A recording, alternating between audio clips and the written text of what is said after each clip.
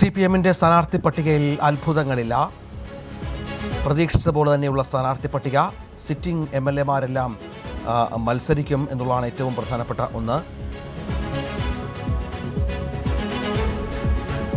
പാലക്കാട്, കൊടുവള്ളി, കോട്ടയ്ക്കൽ, കൊണ്ടോട്ടി, തിരൂർ സീറ്റുകളിൽ സ്വതന്ത്ര സ്ഥാനാർത്ഥികളെ തീരുമാനിക്കാനുണ്ട്. അത് പിന്നീട് തീരുമാനിക്കുമെന്നാണ് CPM സംസ്ഥാന സെക്രട്ടറി വ്യക്തമാക്കിയത്. പോളിറ്റ് ബ്യൂറോയിൽ നിന്ന് പിണറായി വിജയൻ മാത്രമാകും മത്സരരംഗത്ത് ഉണ്ടാവുക. സ്വതന്ത്രർ ഉൾപ്പെടെ 86 സീറ്റുകളാണ് CPM മത്സരിക്കുന്നത്. 56 സിറ്റിംഗ് MLA-മാരും ടേം വ്യവസ്ഥകളിൽ ഇളവ് നൽകി 56 സിറ്റിംഗ് MLA-മാരും മത്സരിക്കും എന്നാണ് ഇപ്പോൾ ഏറ്റവും പുതിയ വിവരം പുറത്തുവരുന്നത്.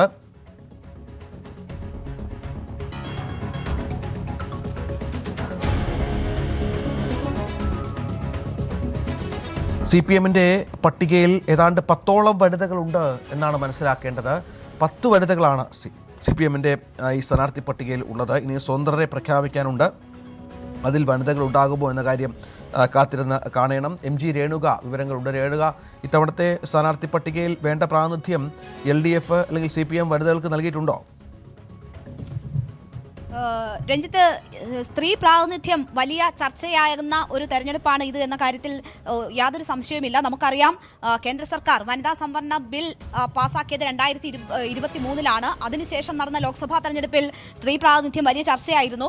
ഈ ബില്ല് ഉടൻ തന്നെ പാസാക്കണം, നടപ്പിലാക്കണമെന്ന് ആവശ്യപ്പെട്ട പാർട്ടികൾ പോലും 33% സ്ത്രീകളെ മത്സരത്തിന് നിർത്താത്ത ഒരു സാഹചര്യമൊക്കെ ഉണ്ടായിരുന്നു. അതുകൊണ്ട് തന്നെ ഇത്തവണയും വലിയ ചർച്ച ഇതുമായി ബന്ധപ്പെട്ട് നടക്കുന്ന ഒരു ഘട്ടമാണ്. അവിടെയാണ് CPIയും CPM-ഉം സ്ഥാനാർത്ഥികളെ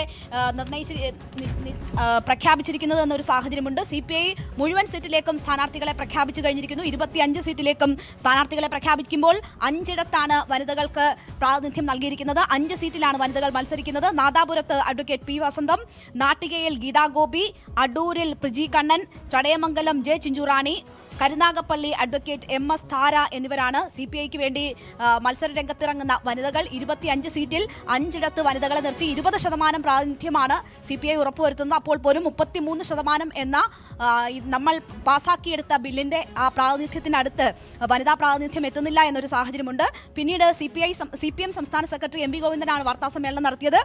CPM ഇപ്പോൾ ഇതിനോടകം പ്രഖ്യാപിച്ചിരിക്കുന്നത് 81 മണ്ഡലങ്ങളിലെ സ്ഥാനാർത്ഥികളെയാണ്. അതിൽ 5 സ്വതന്ത്ര സ്ഥാനാർത്ഥികൾ ഉൾപ്പെടെയാണ് 81ഇടത്തെ സ്ഥാനാർത്ഥികളെ CPM പ്രഖ്യാപിച്ചിരിക്കുന്നത്. അതിൽ 10 വനിതാ സ്ഥാനാർത്ഥികളാണ് ഉൾപ്പെടുന്നത്. 81ഇടത്ത് പ്രഖ്യാപിക്കുമ്പോൾ 10ഇടത്ത് വനിതകൾ. തളിപ്പറമ്പിൽ PK ശ്യാമള ടീച്ചർ, പേരാവൂരിൽ KK Shailaja teacher, Kongad advocate K. Shanthakumari, Irinjalakuda doctor R. Bindu, വൈപ്പിനിൽ അഡ്വക്കേറ്റ് MB ഷൈനി, തൃക്കാക്കരയിൽ അഡ്വക്കേറ്റ് പുഷ്പദാസ്, ഒപ്പം അരൂരിൽ ദലീമ, കായംകുളം അഡ്വക്കേറ്റ് U. പ്രതിഭ, ആറന്മുളയിൽ വീണ ജോർജ്, ആറ്റിങ്ങലിൽ OS അംബിക. അപ്പോൾ 10 സ്ഥാനാർത്ഥികളെയാണ് CPM പ്രഖ്യാപിച്ചിരിക്കുന്നത്. 81 സീറ്റിൽ 10 സ്ഥാനാർത്ഥികൾ എന്ന് പറയുമ്പോൾ ഏതാണ്ട് 12.34% മാത്രമാണ് CPM-ന്റെ വനിതാ പ്രാതിനിധ്യം വരുന്നത്. 2023-ൽ നാരി ശക്തി വന്ദൻ അധിനിയം എന്ന് പറഞ്ഞ് വനിതാ സംവരണത്തിനുള്ള 33% സംവരണത്തിനുള്ള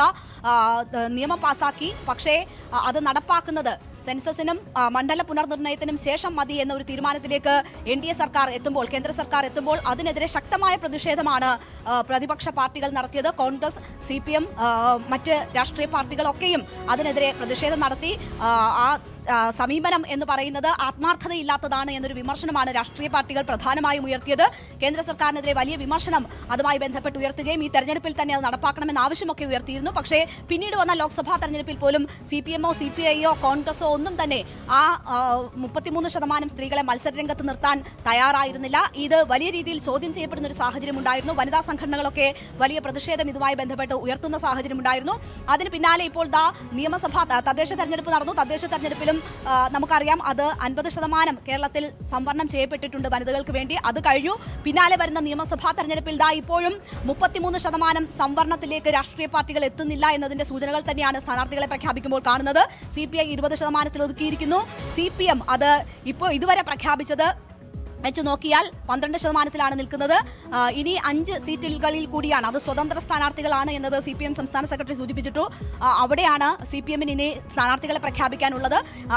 അത് മുഴുവൻ വനിതകൾക്ക് കൊടുത്താൽ പോലും നമ്മൾ പറയുന്ന പ്രാതിനിധ്യത്തിലേക്ക് കാര്യങ്ങൾ എത്തില്ല എന്ന ഒരു സാഹചര്യമുണ്ട്. അപ്പോൾ ഇപ്പോഴും വനിതകളെ മത്സരിപ്പിക്കുന്നതിൽ രാഷ്ട്രീയ പാർട്ടികൾ പിന്നിലാണ് എന്നൊരു സാഹചര്യമാണ് വരുന്നത്. നമുക്കറിയാം, തുല്യ പ്രാതിനിധ്യ പ്രസ്ഥാനം പോലെയുള്ള പ്രസ്ഥാനങ്ങൾ ഇതിനോടകം തന്നെ വലിയ സമ്മർദ്ദം രാഷ്ട്രീയ പാർട്ടികളിൽ ഉയർത്തിയിരുന്നു.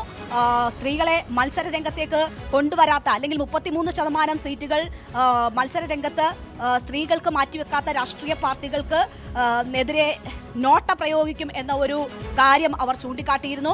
അതായത് സ്ത്രീകളെ മത്സരിപ്പിക്കുന്ന ഇടത്ത് മാത്രം രാഷ്ട്രീയ പാർട്ടികൾക്ക് വോട്ട് രേഖപ്പെടുത്തുകയും അല്ലാത്ത ഇടങ്ങളിൽ നോട്ടയ്ക്ക് വോട്ട് ചെയ്യും എന്നതാണ് അവർ മുഴക്കിയിരുന്ന മുദ്രാവാക്യം, അല്ലെങ്കിൽ അത്തരം ഒരു മുന്നറിയിപ്പ് അവർ നൽകിയിരുന്നു. അങ്ങനെയൊക്കെയുള്ള സാഹചര്യത്തിലും 33%ത്തിലേക്ക് സ്ത്രീകൾക്ക് സീറ്റ് നൽകുന്നതിലേക്ക് രാഷ്ട്രീയ പാർട്ടികൾ എത്തുന്നില്ല എന്നതാണ് ഇപ്പോഴത്തെ സാഹചര്യം. രഞ്ജിത്ത്, തീർച്ചയായും കൂടുതൽ വാർത്തകൾക്ക് News 18 Keralam YouTube channel subscribe ചെയ്യുക.